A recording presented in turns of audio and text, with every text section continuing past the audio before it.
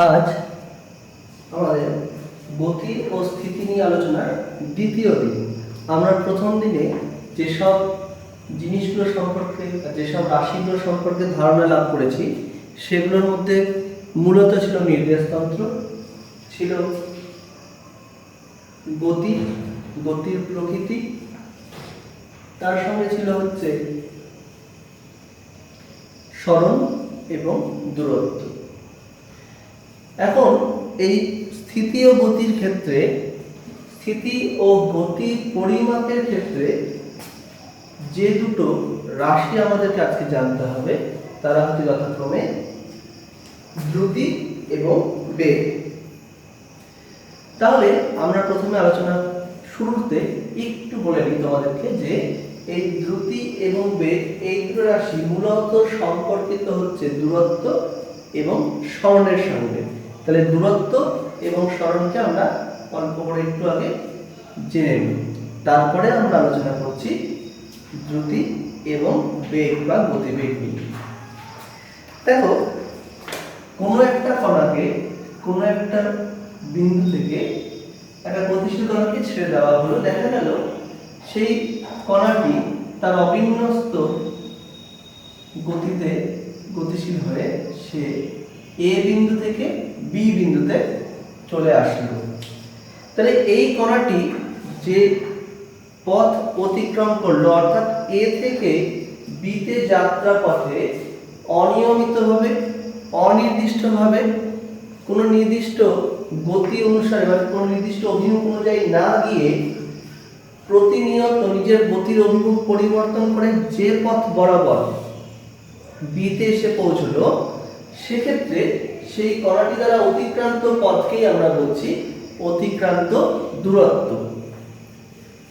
এই দূরত্বের ক্ষেত্রে তোমরা বুঝতেই পারছো যে এই রাশিটির ক্ষেত্রে বা দূরত্ব যখন আমি পরিমাপ করবো, সেই দূরত্ব পরিমাপের ক্ষেত্রে দূরত্বের একটা মান পাবো, কিন্তু দূরত্বের আমি সুনির্দিষ্ট অভিমুখ পাবো না। তাই আমরা বলতে পারি যে এই যে দূরত্ব বলে যে রাশিটা, যাকে আমরা ডিসটেন্স বলছি, ডিসটেন্স বা দূরত্ব বলে যে আমি রাশিটা বলছি, সেই রাশিটা যাকে আমরা ডি দিয়ে প্রকাশ করছি, সেটি একটি স্কেলার রাশি। কারণ এই রাশিটির মান রয়েছে কিন্তু নির্দিষ্ট কোনো অভিমুখ নেই। যদিও স্কেলার এবং ভেক্টর সম্পর্কে আমরা আরো বিস্তারিত আলোচনা আমাদের পরবর্তী ভিডিওতে তোমাদের সামনে তুলে ধরব।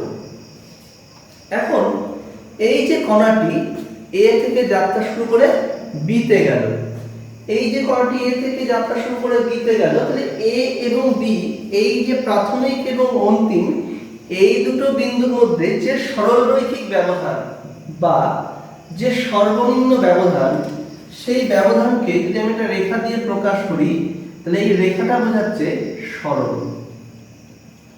তাহলে যখন কোনো একটি কণা কোনো একটি নির্দিষ্ট দিকে, দেখো এ থেকে বি এর ক্ষেত্রেও একটা নির্দিষ্ট দিকেই যাত্রা করে এ থেকে বি তে পৌঁছলো, তাহলে যখন একটি কণা কোনো সুনির্দিষ্ট দিকে যাত্রা করে কোনো পথ অতিক্রম করছে, তখন সেই প্রাথমিক এবং অন্তিম বিন্দুর মধ্যে যে সরলরৈখিক ব্যবধান, যে সর্বনিম্ন ব্যবধান, তাকে আমরা বলছি কণাটির সরণ। তাহলে সরণ বা ডিসপ্লেসমেন্ট,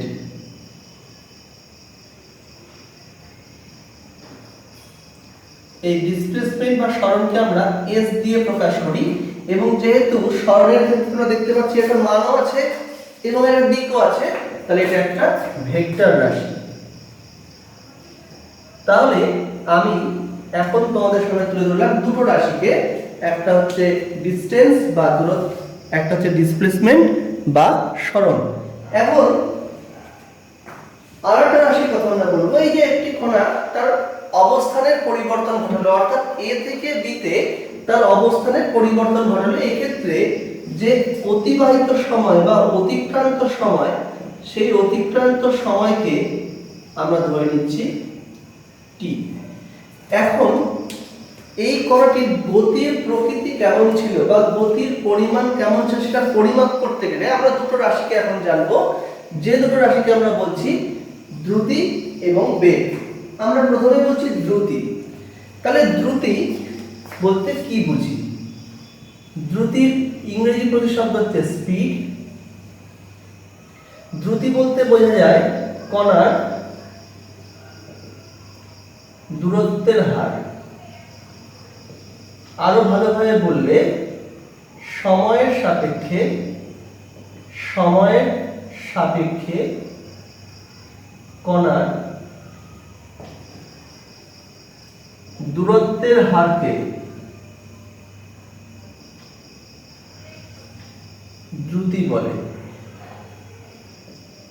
অর্থাৎ একক সময়ে কণার বা কণা দ্বারা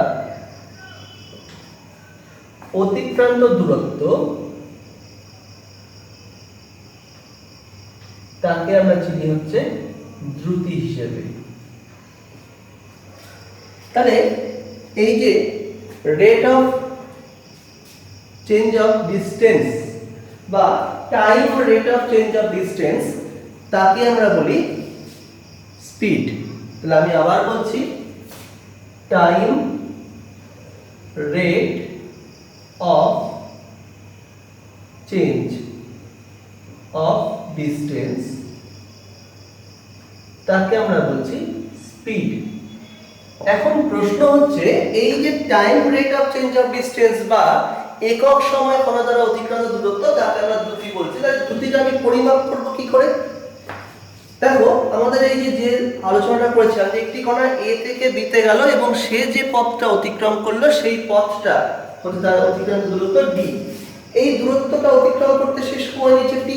তাহলে আমি আমাদের এই আলোচনা থেকে বলতে পারি টি সময়ে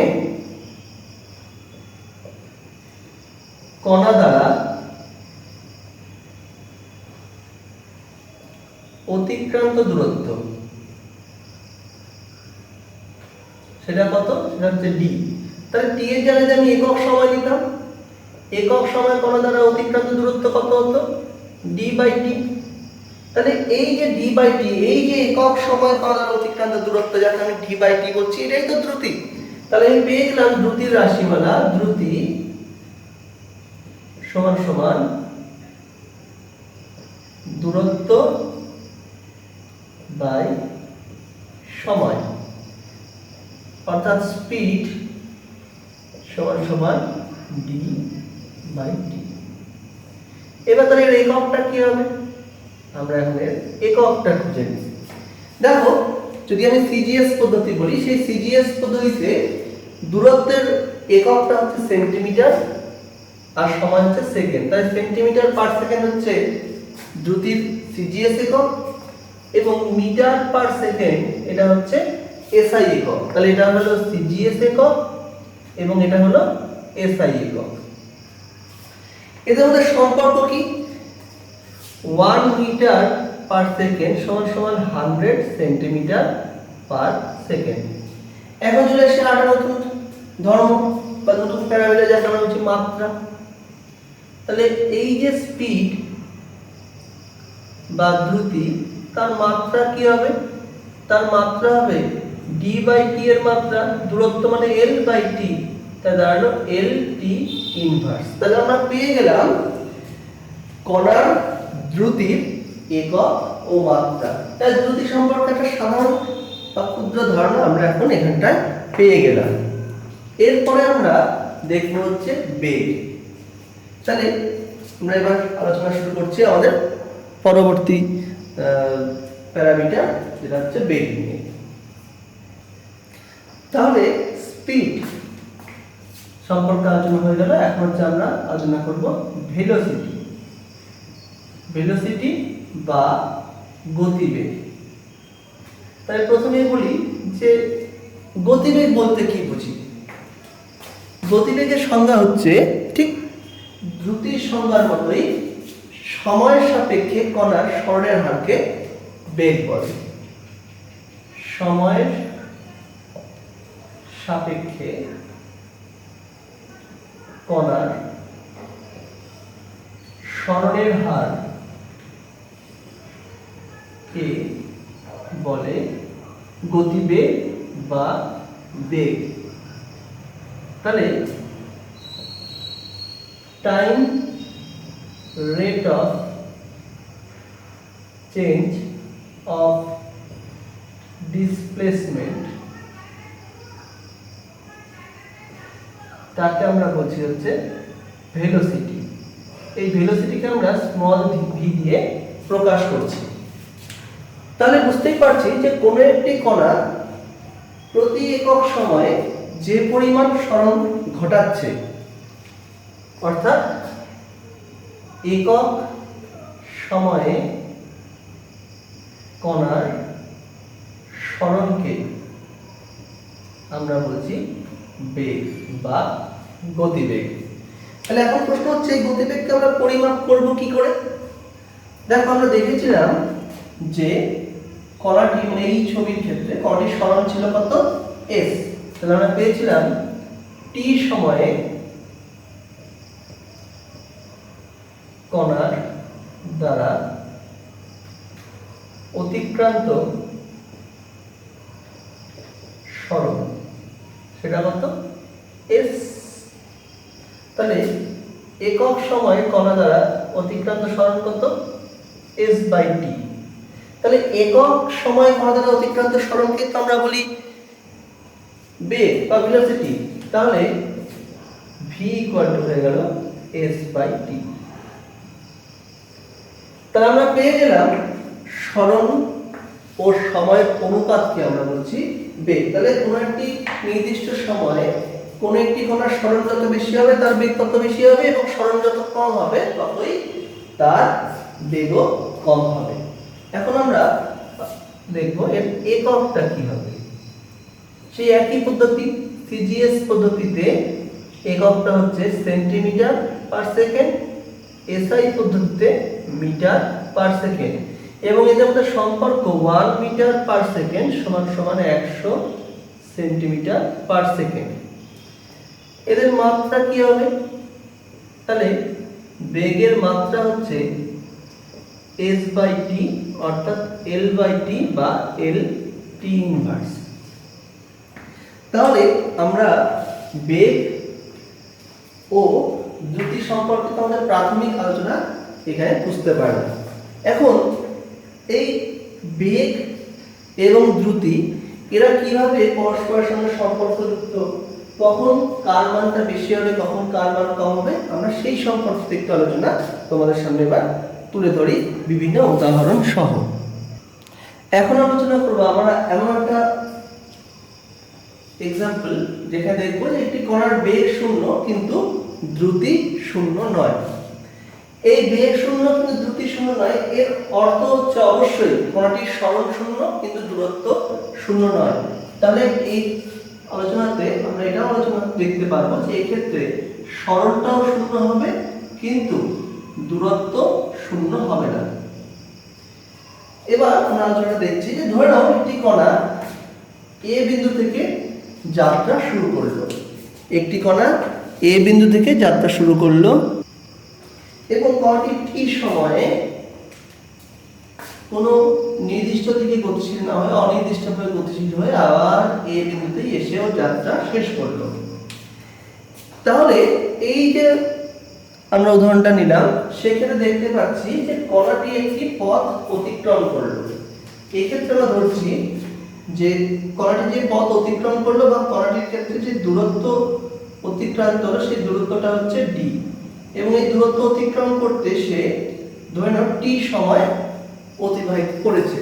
তাহলে আমরা বলতে পারি যে এই ক্ষেত্রে কণাটির দূরত্বের একটা মান রয়েছে এবং সেই মানটা হচ্ছে d, এবং এই ক্ষেত্রে কণাটি যে সময় নিয়েছে সেটা হচ্ছে t। তাহলে এই ক্ষেত্রে দ্রুতি কত? তাহলে এই ক্ষেত্রে দ্রুতি হচ্ছে দূরত্ব বাই সময় বা d/t। তাহলে আমরা পেয়ে গেলাম যে কণাটির এটি দূরত্ব অতিক্রম করেছে এবং সেক্ষেত্রে তার একটা দ্রুতিও রয়েছে। এখন কণাটির সরণ কত? তাহলে আমরা এখন নির্ণয় করছি সরণ। তাই সরণ নির্ণয়ের ক্ষেত্রে আমরা সরণটাকে s ধরি। তাহলে এবার দেখো সরণটা কাকে বলছে। আমরা সরণের সংজ্ঞা দেখেছিলাম কোনো একটি কণার প্রাথমিক ও অন্তিম অবস্থানের মধ্যে যে সরলরৈখিক দূরত্ব তাকে আমরা বলছি সরণ। এই নির্দিষ্ট ক্ষেত্রে কণাটি যে বিন্দু থেকে যাত্রা শুরু করেছিল আবার সেই বিন্দুতেই এসে ও যাত্রা শেষ করলো। তাহলে প্রাথমিক ও অন্তিম বিন্দু অভিন্ন, একই বিন্দু, তাহলে ওদের মধ্যে কোনো ব্যবধানই নেই। তার মানে কণাটির প্রাথমিক ও অন্তিম বিন্দুর মধ্যে যে সরলরৈখিক ব্যবধান তা নেই, অর্থাৎ সরণটা শূন্য হয়ে গেছে। তাহলে এই শূন্য সরণের জন্য তার যে সময় অতিবাহিত হয়েছে সেই সময়টা হচ্ছে টি। তাহলে এক্ষেত্রে বেগ কত? বেগের সূত্র ছিল সরণ বাই সময়, তাই সরণ শূন্য বাই টি, তাহলে শূন্য, তাহলে বেগ শূন্য হয়ে গেল। তাহলে আমরা দেখতে পেলাম এক্ষেত্রে একটি কণা যখন তার প্রাথমিক অবস্থান থেকে যাত্রা শুরু করে সেই বিন্দুতেই নিজের যাত্রা শেষ করছে, সেক্ষেত্রে কণাটি একটি দূরত্ব অতিক্রম করছে কিন্তু কণাটির সরণ শূন্য। এর ফলে কণাটির দ্রুতি একটি নির্দিষ্ট মান থাকছে কিন্তু কণাটির বেগ শূন্য হয়ে যাচ্ছে। এখন আমরা দেখব যে কোন ক্ষেত্রে কোন একটি কণার বেগ ও দ্রুতির মানটা সমান হবে। ধরে নাও একটি কণা এ বিন্দু থেকে যাত্রা শুরু করেছে, সেই কণাটি এ বিন্দু থেকে যাত্রা শুরু করছে এবং একটি সরলরৈখিক পথে সে যাত্রা করতে করতে সে বি বিন্দুতে এসে পৌঁছেছে। তাহলে কণাটি যে পথ অতিক্রম করলো সেই পথের মান হচ্ছে এই সরলরেখার দৈর্ঘ্য। এই দৈর্ঘ্যটাকে যদি ডি ধরি তাহলে এই ক্ষেত্রে অতিক্রান্ত দূরত্ব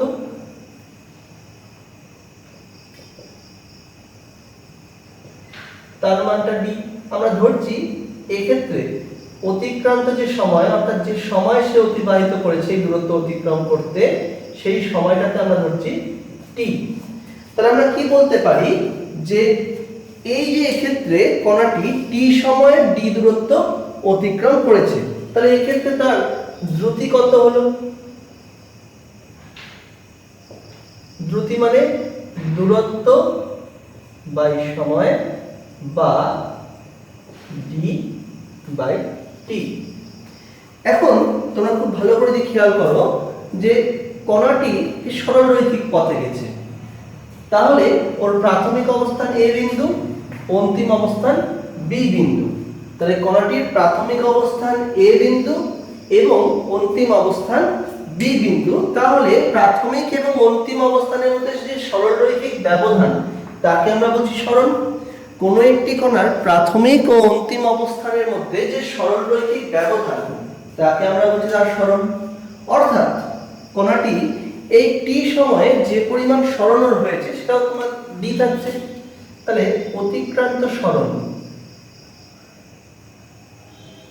তাহলে এই ক্ষেত্রে যে অতিক্রান্ত সরণ হলো যাকে আমি এস দিয়ে যদি প্রকাশ করি তাহলে সেই এস এর মানটাও কিন্তু ডি এর সঙ্গে সমান হচ্ছে এবং এই ক্ষেত্রে অতিক্রান্ত সময় সেটা হচ্ছে টি।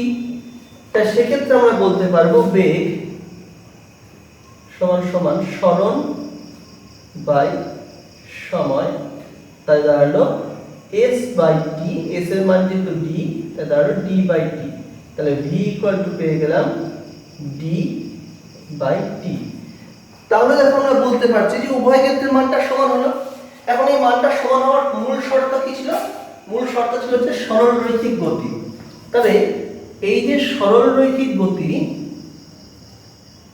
সরলরৈখিক গতিতে সরণ সমান সমান দূরত্ব হয়ে যাচ্ছে এবং বেগ সমান সমান হয়ে যাচ্ছে দ্রুতির। এই বিশেষ ক্ষেত্রটাকে আমরা বলছি একমাত্রিক গতি। তাহলে একমাত্রিক গতিতে কিন্তু সরণ এবং দূরত্ব সমান হয়ে যায় এবং বেগ এবং দ্রুতিও সমান হয়ে যায়। তাহলে একমাত্রিক গতিতে সরণ ও দূরত্ব সমান, ফলে বেগ এবং দ্রুতিও সমান হয়ে যাচ্ছে। এখন আমরা আমাদের আলোচনাটা আরেকটু বিস্তৃত করব। এখন আমরা আলোচনা করব একমাত্রিক গতিতে গড় বেগ বা গড় দ্রুতি সম্পর্কিত। ধরে নাও একটি কণা একটি নির্দিষ্ট দূরত্ব অতিক্রম করলো। ধরে নাও একটি কণা এ বিন্দু থেকে বি বিন্দুতে যাত্রা করল। এই এ বিন্দু থেকে বি বিন্দুতে যাত্রা করার ক্ষেত্রে আমরা ধরে নিচ্ছি যে কণাটি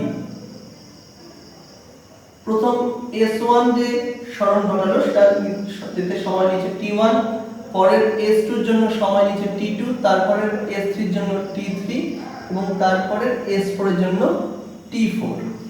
তাহলে এই ক্ষেত্রে আমরা দেখতে পাচ্ছি কণাটি নির্দিষ্ট কিছু সময় নির্দিষ্ট কিছু পরিমাণ সরণ ঘটিয়েছে এবং এই ক্ষেত্রে সরণের হারটা সর্বত্র সমান ছিল না।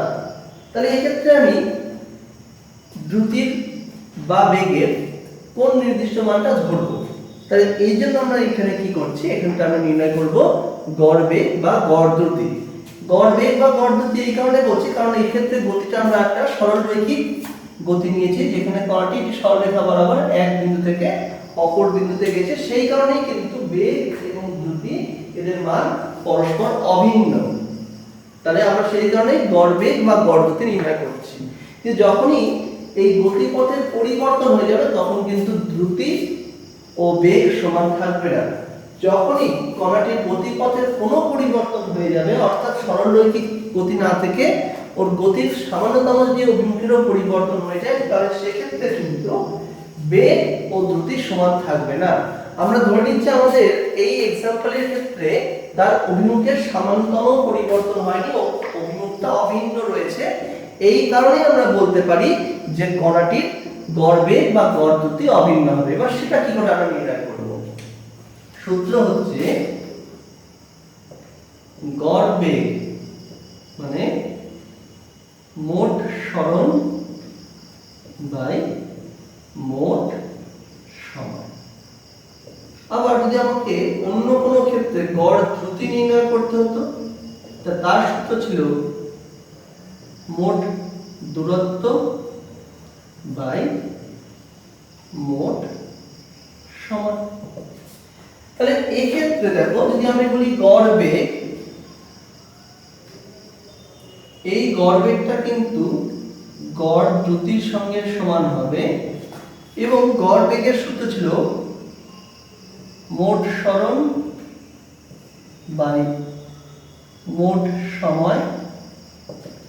তাহলে মোট সরণ বাই মোট সময় যখনই বলছি, সরণ মানেই হচ্ছে দূরত্ব হয়ে যাবে কারণ একমাত্রিক গতি, মোট দূরত্ব বাই মোট সময়। তাদের মান কত? এই যে দেখো, S1 plus S2 plus S3 plus S4 সময় কত? T1 plus T2 plus T3 plus T4। আমরা এইভাবেই কিন্তু গড় বেগ ও গড় দ্রুতি নির্ণয় করতে পারি।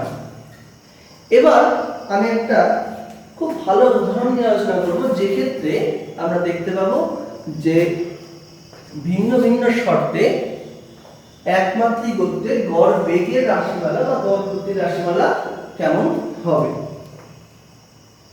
আমরা যে সমস্যা নিয়ে আলোচনা করবো সেটা এরকম, কোন একটি কণা এটি সরলরৈখিক পথে যাত্রা করছে, সেই যাত্রা পথটাকে সমান যদি দুটো ভাগে ভাগ করি, তাহলে সেই যাত্রা পথের প্রথম অর্ধাংশে বেগ হচ্ছে v1 ও শেষ অর্ধাংশে বেগ হচ্ছে v2।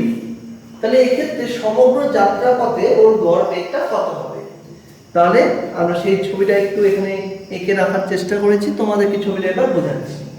ধরে নিচ্ছি একটি কণা এ বিন্দু থেকে যাত্রা করে বি বিন্দুতে এসে পৌঁছালো। আমরা প্রথম যে অর্ধাংশ, দেখো প্রথম অর্ধাংশ এবং শেষ অর্ধাংশ মানে মোট যাত্রাপথটা দুটো সমান ভাগে বিভক্ত। তার মধ্যে আমি ধরে নিচ্ছি প্রথম যে অংশটা সেটাকে ধরছি S1 যার মানটা S, তাই দ্বিতীয় অংশটা S2 এর মানটাও S হবে, দুটো মান সমান হবে কারণ আমরা বলেছি যে সমগ্র যাত্রাপথটা সমান দুটি ভাগে বিভক্ত। আমরা ধরে নিচ্ছি যে প্রথম অংশটুকু অতিক্রম করতে ও সময় ওর যে বেগ সেটা হচ্ছে v1 এবং দ্বিতীয় অংশটুকু তোর বেগ v2। আমরা ধরে নিচ্ছি প্রথম অংশটুকু অতিক্রম করতে ওর t1 সময় নিয়েছে, দ্বিতীয় অংশটুকু অতিক্রম করতেও t2 সময় নিয়েছে। তাহলে এই ক্ষেত্রে গড় বেগটা কত হবে সেটা আমাকে নির্ণয় করতে হবে। তাহলে আমরা জানি গড় বেগ সমান সমান মোট সরণ বাই মোট সময়। খেয়াল করে দেখো, তাহলে গড় বেগ মানে ভি অ্যাভারেজ সমান সমান মোট সরণ কত? মোট সরণ বলতে প্রথম অংশের সরণ s1, দ্বিতীয় অংশের সরণ s2, প্রথম অংশ যাওয়ার সময়কাল t1, দ্বিতীয় অংশ t2। কিন্তু আমরা কি দেখেছি, আমাদের সমস্যায় বলে দেওয়া আছে যে সমগ্র যাত্রাপথটা সমান দুটো অংশে বিভক্ত। তাহলে s plus s by t1 plus t2। এখন t1 প্লাস t2 মানে আমি লিখলাম না, কারণ আমি এখন t1 ও t2 কে একটা সিম্পলিফাইড ফর্মে লিখবো যাতে আমার সুবিধা হবে। এখন আমরা দেখেছিলাম বেগ মানে হচ্ছে সরণ বাই সময়। তাই সময় কত দাঁড়াচ্ছে? সরণ বাই বেগ। তাই সরণকে যদি আমি বেগ দিয়ে ভাগ করি তাহলে আমি পেয়ে যাব হচ্ছে সময়। তাহলে প্রথম অংশের ক্ষেত্রে সময় t1, প্রথম অংশের সরণ s1 বাই v1। s1 এর মান কত ছিল? s by v1। দ্বিতীয় অংশের ক্ষেত্রে সরণ s2 বাই v2, s2 মানে s বাই v2। তাই t1 এর জায়গায় s by v1 plus s by v2। তাহলে v average ইকুয়াল টু কত দাঁড়ালো? 2s divided by 2, sorry s common যাচ্ছে, 1 by v1 plus 1 by v2। এই দুটো s ক্যান্সেল হয়ে গেল, v1 plus v2 by v1 v2। তাহলে v average ইকুয়াল টু দাঁড়ালো twice of v1 v2 by v1 plus v2। তাহলে আমরা দেখলাম যে এই সমস্যার ক্ষেত্রে আমরা গড় বেগটা কিভাবে নির্ণয় করব। এবার আমি সমস্ত যে সমস্যা ছিল তাকে একটু চেঞ্জ করছি। আমরা এবার বলেছিলাম যে মোট যাত্রাপথের প্রথম অর্ধাংশে বেগ v1 ও শেষ অর্ধাংশে বেগ v2। এবার আমরা বলছি, আমরা সমস্যাটাকে চেঞ্জ করলাম, একটু মডিফাই করলাম। আমরা বললাম মোট যাত্রাকালের প্রথম অর্ধাংশে বেগ v1 ও শেষ অর্ধাংশে বেগ v2। তাই কি বললাম, আমি ছবিটা এঁকে তোমাদের বোঝাচ্ছি, দেখে নাও। তোমরা দেখো সমস্যাটাকে আমি ছবি আকারে বোঝানোর চেষ্টা করেছি যে মোট যাত্রাকাল, সেই মোট যাত্রাকালকে আমি সমান দুটো ভাগে ভাগ করছি। তার মধ্যে যে প্রথম অংশ মানে প্রথম অর্ধাংশ, সেই প্রথম অর্ধাংশের বেগটা হচ্ছে v1 এবং পরের অর্ধাংশের বেগটা v2। আমরা প্রথম অর্ধাংশটাকে তৈরি হচ্ছে t1, পরের অর্ধাংশটা t2। যেহেতু বলছি যে দুটোই অর্ধাংশ, অর্থাৎ দুটো হচ্ছে অর্ধই পরস্পর সমান, সমান ভাগে ভাগ করা হয়েছে, আমি তাই ধরে নিচ্ছি প্রথম অর্ধাংশটারও মান t, দ্বিতীয় অর্ধাংশটারও মান t।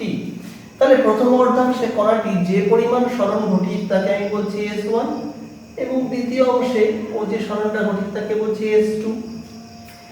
তাহলে আমরা দেখতে পাচ্ছি যে প্রথম যে t1 সময় কণাটি v1 বেগ নিয়ে গতিশীল ছিল এবং সেই v1 বেগ নিয়ে গতিশীল থেকে সে s1 দূরত্ব অতিক্রম করেছে এবং তারপর ঠিক একই সময় t সময়ে সে v2 বেগ নিয়ে গতিশীল হয়ে s2 দূরত্ব অতিক্রম করেছে। তাহলে এই ক্ষেত্রে গড় বেগ সমান সমান মোট সরণ বাই মোট সময়। তাহলে মোট সরণ, তাহলে ভি অ্যাভারেজ মোট সরণ কত হচ্ছে দেখো, তোমরা খুব ভালো করে খেয়াল করো, তাহলে তোমরা দেখতে পাবে প্রথম অংশে কণাটির সরণ ছিল s1, তারপরের অর্ধাংশের সরণটা ছিল s2 বাই প্রথমের সময় ছিল t1, তারপর সময়টা হয়ে গেল t2। তাহলে ভি অ্যাভারেজ সমান সমান s1 যে আছে প্রথম অংশের যে সরণ, আমরা যে প্রথম অংশের যে সরণটা বলছি s1 তার মান কিন্তু আমি জানি না, আর দ্বিতীয় অংশের যে সরণ s তার মানটা জানি না, কিন্তু আমি জানি প্রথম অর্ধাংশের সময়টা t, তাই t1 এরও মান t এবং t2 এরও মান t। তাই হরটাকে আমি লিখে দিলাম। এবার লবের অংশটাকে একটু সিম্পলিফাই করে নিই। খেয়াল করে দেখো আমরা এখানে লিখেছিলাম v s বাই t, আমরা পেয়েছিলাম v s বাই t, তাহলে s পেয়ে গেলাম vt, তাহলে আমরা পেয়ে গেলাম s vt। তাহলে এই যে প্রথম যে অংশটা তার ক্ষেত্রে সরণটা ছিল s1, এইটুকু অংশের ক্ষেত্রে বেগ কত v1 এবং সময় t, দ্বিতীয় অংশের ক্ষেত্রে s2 সমান সমান v2 t। তাহলে এই মানগুলো যদি আমি এখানে বসাই v1 t plus v2 t, তা তোমরা দেখতেই পাচ্ছ যে উপরে t কমন যাচ্ছে, পেয়ে গেলাম v1 প্লাস v2, নিচে থাকলো 2t, তাই পেয়ে গেলাম v1 প্লাস v2 বাই 2, এটা হয়ে গেল v অ্যাভারেজ। তাহলে আমি দেখলাম যে এই ক্ষেত্রে একটা সমস্যাকেই যদি একটু ভিন্নভাবে আমরা আলোচনা করি, সেই ক্ষেত্রে কিন্তু দুটো ক্ষেত্রে ভিন্ন ভিন্ন রেজাল্ট আমি পেয়ে যাচ্ছি। আমরা আজকে মূলত গতি ও স্থিতি চ্যাপ্টারের ক্ষেত্রে গতিবেগ ও দ্রুতি নিয়ে আলোচনা করলাম। আমরা আমাদের পরবর্তী ভিডিওতে আলোচনা করেছি ত্বরণ ও মন্দন সম্পর্কে। এরপরে আমরা আমাদের এই গতি ও স্থিতি সম্পর্কিত যে চারটে মূল সূত্র রয়েছে সেই সূত্র নিয়ে আমরা আমাদের চতুর্থ ভিডিওতে আলোচনা করব। তোমরা একটু ভালো করে দেখো। বেগ ও দ্রুতি সম্পর্কিত তোমার যদি কোনো প্রশ্ন থাকে তোমরা আমার সাথে যোগাযোগ করবে। সবাই ভালো থেকো, বাড়িতে থেকো এবং সুস্থ থেকো।